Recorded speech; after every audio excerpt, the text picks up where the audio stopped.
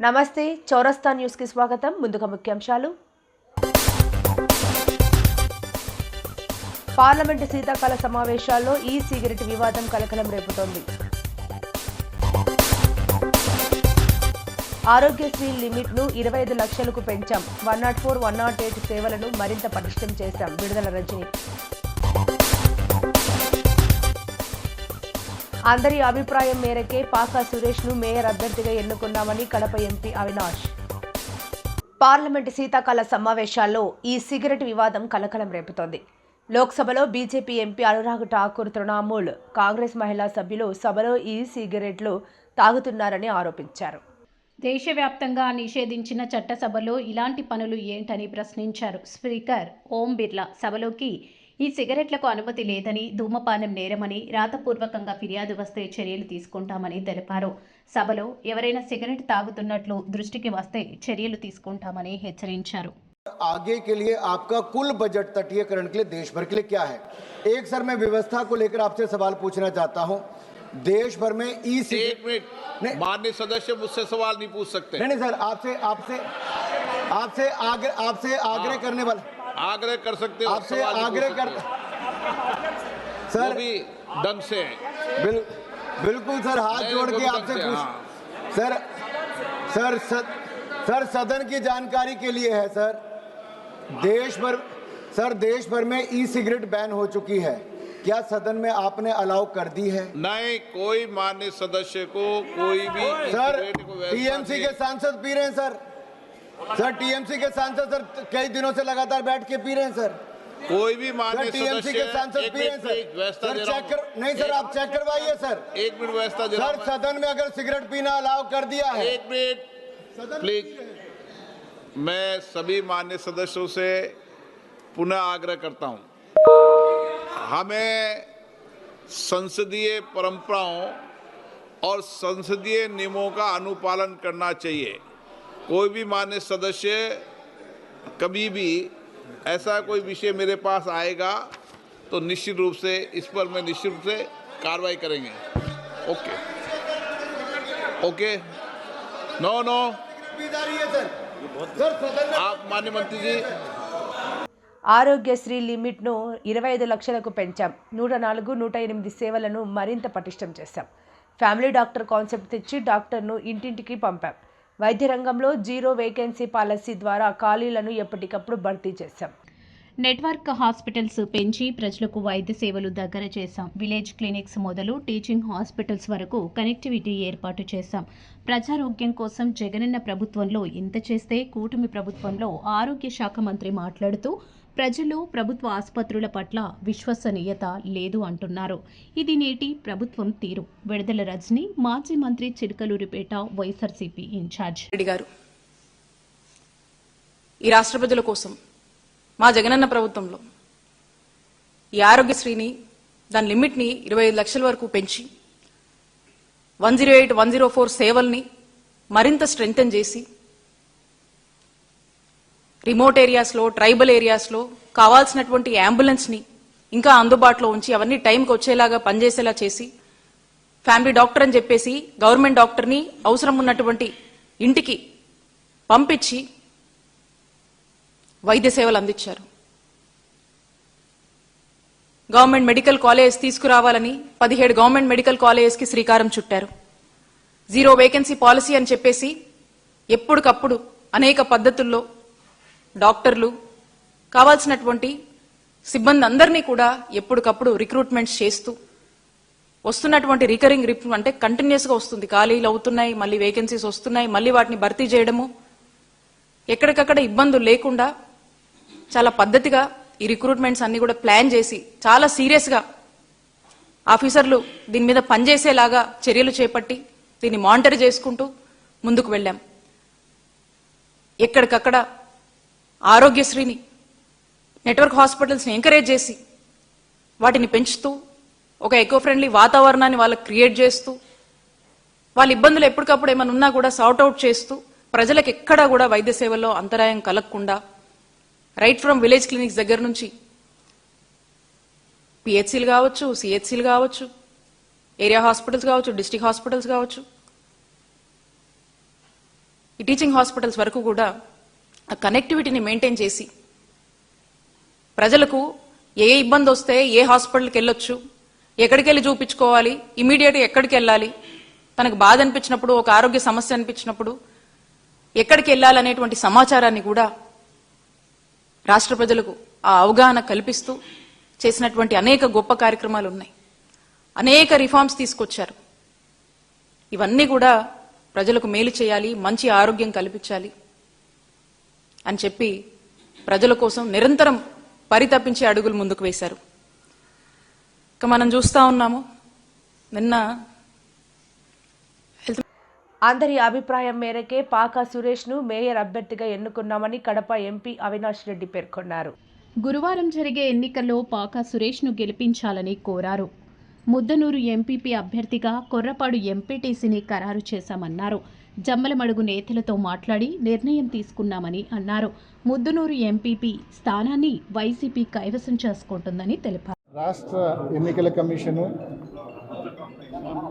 Kadapa mayor ఎన్నికలకు సంబంధించి notification issue చేయడం జరిగింది. రేపటి దినాన అంటే 11వ తారీఖున మేయర్ ఎన్నిక ఉంది. ఈ నేపథ్యంలో మరి ఇవాళ నాతో పాటు మరి కడప ఇన్ఛార్జు మాజీ డిప్యూటీ సీఎం అమ్జద్ బాషా గారు, మరి ఎక్స్ మేయర్ సురేష్ బాబు గారు, మా జిల్లా అధ్యక్షుడు రవీంద్రనాథ్ రెడ్డి గారు, అందరం మన ఎమ్మెల్సీ రామచంద్రారెడ్డి గారు, ఇప్పటివరకు ఉన్న ఇన్ఛార్జ్ మేయర్ గారు, డిప్యూటీ మేయర్ గారు, అందరితో కార్పొరేటర్స్ అందరితో సమావేశమై వారందరి అభిప్రాయం తీసుకున్న తర్వాత మరి పాకా సురేష్ను వైఎస్ఆర్ కాంగ్రెస్ పార్టీ మేయర్ అభ్యర్థిగా అందరం కలిసి నిర్ణయం తీసుకోవడం జరిగింది. రణస్థలం మండలం కొవ్వాడ మత్స్యలేశం ఉన్న ఉన్నత పాఠశాలలో ఆంగ్ల ఉపాధ్యాయుడు ఒక విద్యార్థినిపై నెల 8వ తరగతి గదిలో అసభ్యంగా ప్రవర్తించాడని ఆరోపిస్తూ గ్రామస్తులు బుధవారం ఆయన్ను నిలదీశారు. ప్రభుత్వం ప్రకటించిన మద్దతు ధర ప్రకారం రైతుల నుంచి ధాన్యం సక్రమంగా కొనుగోలు జరిగేలా చర్యలు తీసుకోవాలని ఆంధ్రప్రదేశ్ రైతు సంఘం కోడూరు మండల కమిటీ బుధవారం కోడూరు మండలం తహసీల్దార్ కార్యాలయంలో వినతి పత్రం అందజేశారు.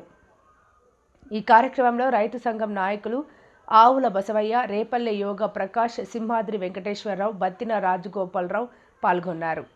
రైతులను సర్వనాశనం చేసిన నేపథ్యంలో రైతుల ధాన్యం దిగుబడి భారీగా తగ్గిపోయి విలవిల్లాడుతున్న పరిస్థితుల్లో వెనకాలే దిత్వ తుఫాను వచ్చింది. దట్టంగా మబ్బులు కమ్ముకున్న సందర్భంలో రైస్ మిల్లర్లు రైతులను ధాన్యం ఎండబెట్టుకొస్తే కొంటామన్నారు.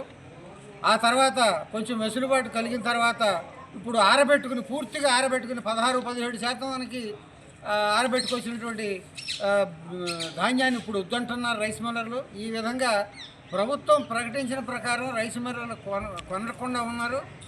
ప్రభుత్వం ఏమో దీన్ని పట్టించుకోకుండా ఉంది. మేము కోరేది ఏంటంటే రైతులందరం ప్రభుత్వం ప్రకటించిన ప్రకారం రైతు నష్టపోకుండా ఆ ధరకు కొనుగోలు చేయించి ఆ విధంగా రైతుని తేలిగ్గా ఆ ఇబ్బందుల నుంచి బయటపడేలాగా సత్వరమైనటువంటి చర్యలు తీసుకోమని గౌరవనీయమైనటువంటి కోడూరు తహసీల్దార్ గారికి వినతిపత్రం ఇచ్చాం. అవనిగడ్డ నియోజకవర్గం కోడూరు మండలంలో దాదాపు 8 కోట్ల రూపాయలతో 3 ప్రధాన రోడ్లు శాంక్షన్ చేయడంతో ప్రధానమంత్రి మోదీ, ముఖ్యమంత్రి చంద్రబాబు, ఉప ముఖ్యమంత్రి పవన్ కళ్యాణ్, మచిలీపట్నం ఎంపీ బాలశౌరి, ఎమ్మెల్యే మండలి బుద్ధ ప్రసాద్ చిత్రపటానికి కోడూరు ప్రధాన సెంటర్లో జనసేన పార్టీ ఆధ్వర్యంలో పాలాభిషేకం కార్యక్రమాన్ని నిర్వహించారు. ఈ కార్యక్రమానికి ముఖ్య అతిథిగా అవనిగడ్డ నియోజకవర్గం ఎమ్మెల్యే మండలి బుద్ధ ప్రసాద్ తనయుడు వెంకట్రామ్ చిత్రపటానికి పాలాభిషేకం చేసి ఈ సందర్భంగా వారు మాట్లాడుతూ గ్రామీణ ప్రాంతాలకు పవన్ కళ్యాణ్ రాకతో మహర్దశ ప్రారంభమైందని, గతంలో సీసీ రోడ్లు గ్రామీణ ప్రాంతాల్లో పెద్ద ఎత్తున వేయడం జరిగిందన్నారు.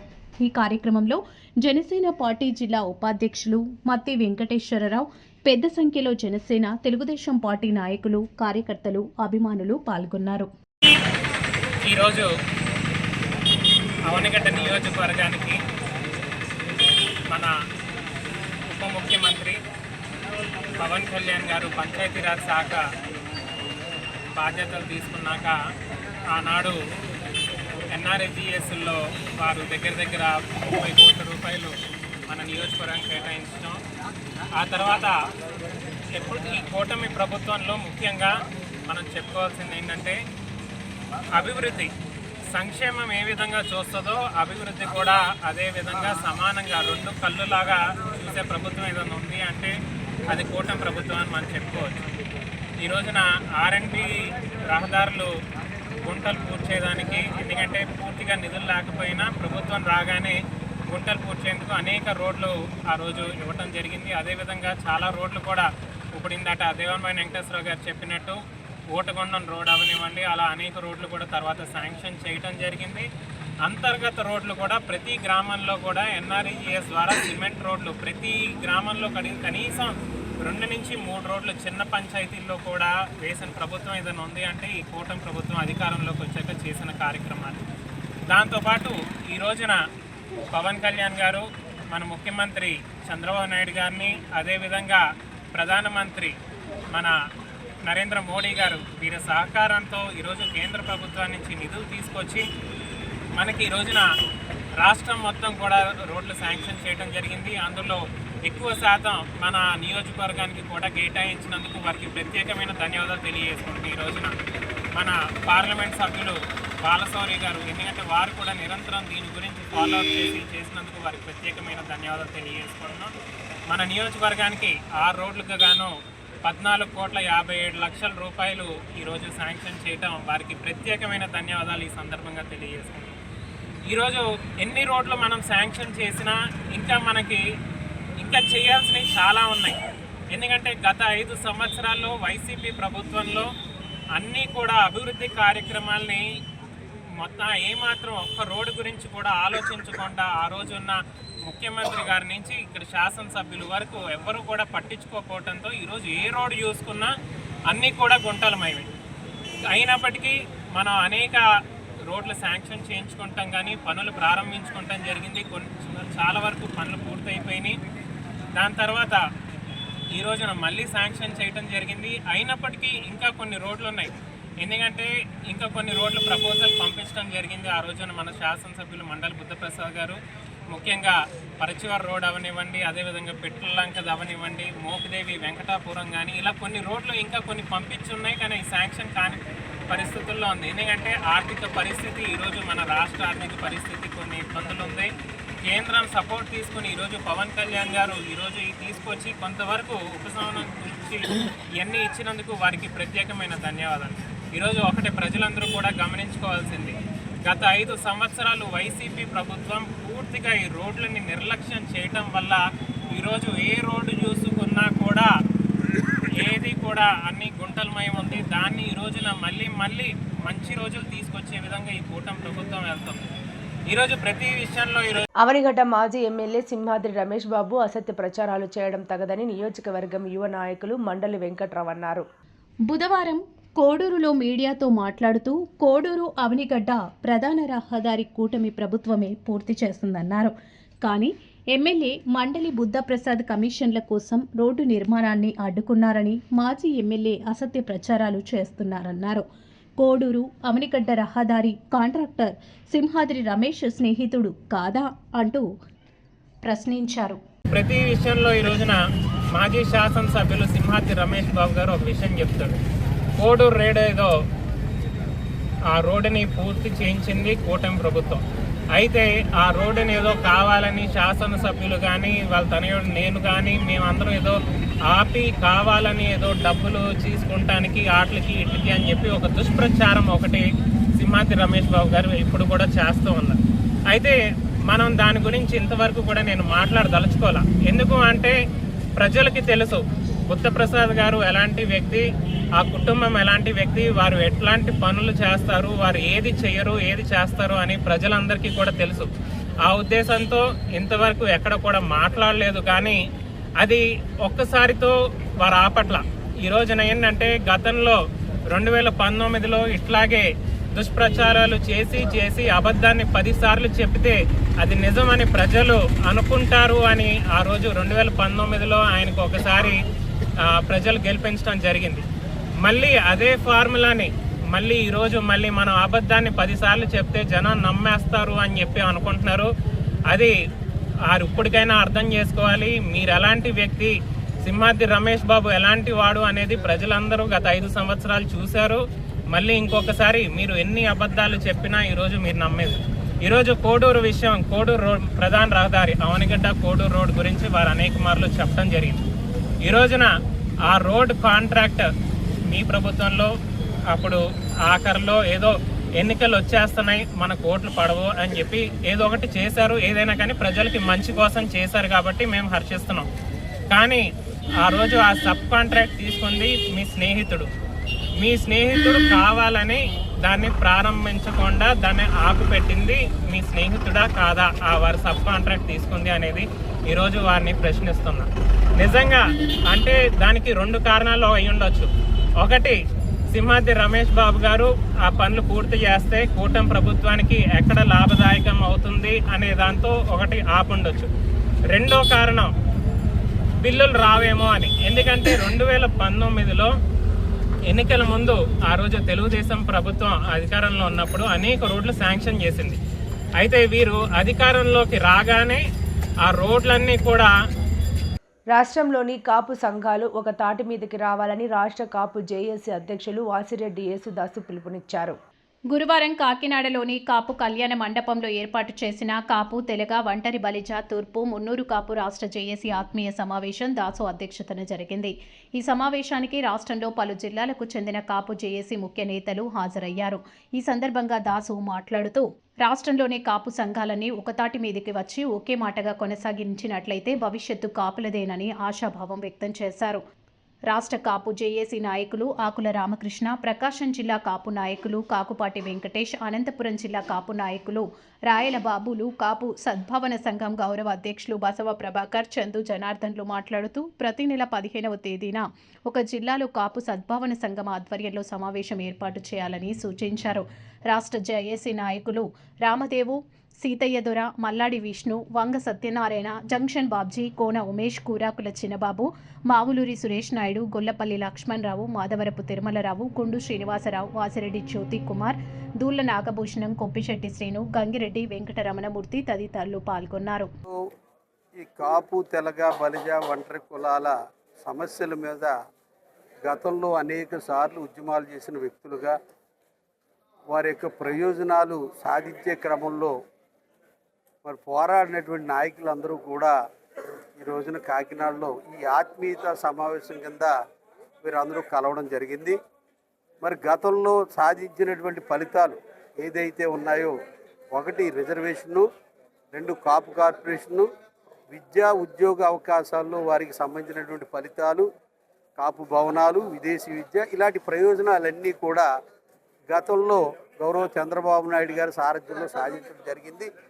ఈ అంశాలన్నీ కూడా గత ప్రభుత్వం జగన్మోహన్ రెడ్డి గారి హయాంలో కొన్ని అంశాలన్నీ కూడా మరుగున పడి, ప్రత్యేకించి ఈడబ్ల్యూసీ రిజర్వేషన్ కానీ బీసీ రిజర్వేషన్ కానీ వీటన్నిటి మీద గత మున్నూరు కాపు, తూర్పు కాపు 13 జిల్లాల ఉద్యమ నాయకులందరినీ కూడా ఆత్మీయ సమావేశానికి పిలవడం జరిగింది. దీని పూర్తి ఉద్దేశం మేమంతా 95% కాపులు, తెలగలు, బలిజులు కూటమికి పనిచేసి ప్రభుత్వాన్ని ఏర్పాటు చేయడం జరిగింది. ఈ కాపులు 30 సంవత్సరాలుగా వెనకబడి చూసుకుంటుంటే చాలా వెనకబాటుతనం ఉంది. ప్రభుత్వాన్ని నెగ్గించాలన్నా, ప్రభుత్వాన్ని ఇంటికి పంపించాలన్నా ఈ 1 కోటి మంది కాపులు కీలకం అని చెప్పి సందర్భంగా తెలియజేస్తూ, ముందుగా ఈ ప్రెస్ మీట్ కానీ ఈ జేఏసీ మీటింగ్ కానీ ప్రభుత్వానికి వ్యతిరేకం కాదు. ప్రభుత్వాలు ఉన్నాం మేమంతా కూడా, కానీ రాయలసీమ జిల్లాలో రాజకీయ ప్రాధాన్యత లేదు. మాత్రం చాలా ప్రధానమైందని గౌరవ ముఖ్యమంత్రి కూడా గమనించారు. అయితే గత సంవత్సరం నుంచి కూడా కాపులకు సంబంధించిన అంశాల్లో ప్రభుత్వం అనుకున్నంతగా స్పందించట్లేదనే భావం మాలో ఏర్పడుతుంది. అంటే కాపులు నిర్లక్ష్యానికి గురవుతున్నారనే భావం మాలో ఏర్పడుతుంది.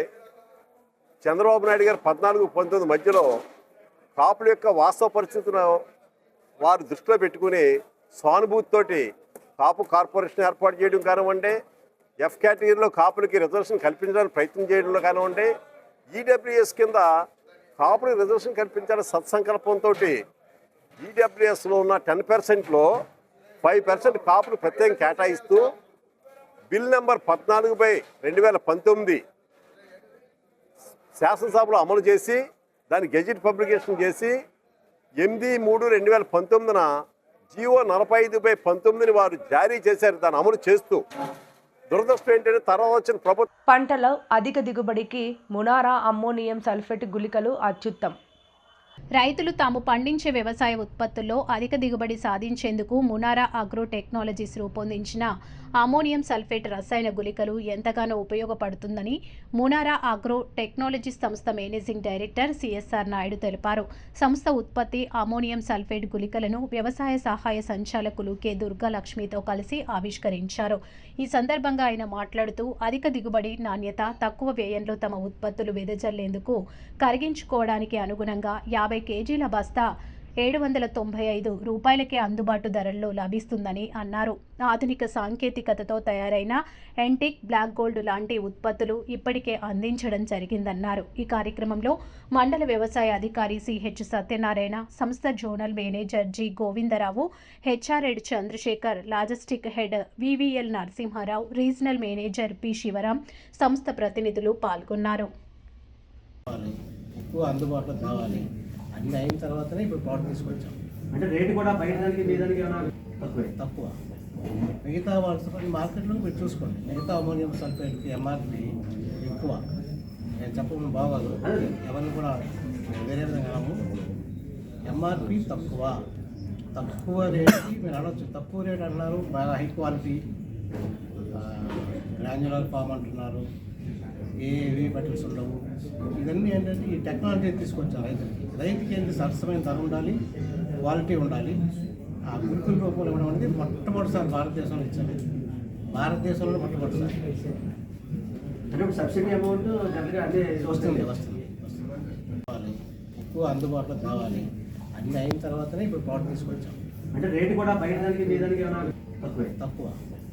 మిగతా వాళ్ళ మార్కెట్లో మీరు చూసుకోండి. మిగతా అమోనియం సల్ఫేట్కి ఎంఆర్పి ఎక్కువ. నేను చెప్పడం బాగోదు, ఎవరిని కూడా వేరే విధంగా అనము.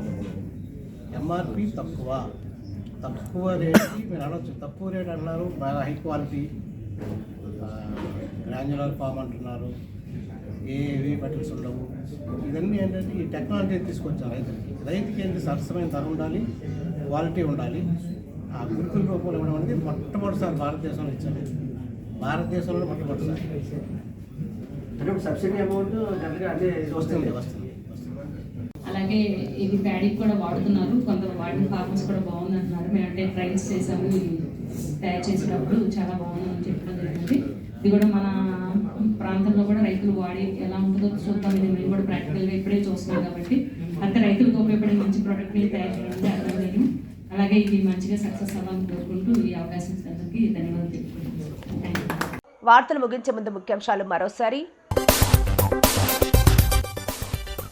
పార్లమెంటు శీతాకాల సమావేశాల్లో ఈ సిగరెట్ వివాదం కలకలం రేపుతోంది. ఆరోగ్యశ్రీ లిమిట్ను 25 లక్షలకు పెంచాం. 104, 108 సేవలను మరింత పటిష్టం చేశాం. విడుదల రజని.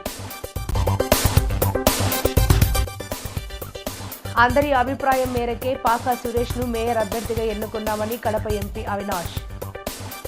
ఈ వార్తలు ఇంతటితో సమాప్తం. నమస్కారం.